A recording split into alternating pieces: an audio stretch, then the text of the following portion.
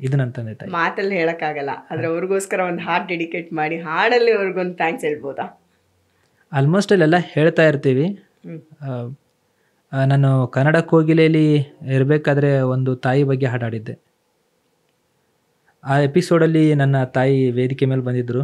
ಆ ಒಂದು ಸಿಚುವೇಶನ್ನು ಸಹ ನನಗೆ ತುಂಬ ಇಂಪಾರ್ಟೆಂಟ್ ಸಿಚುವೇಶನ್ನು.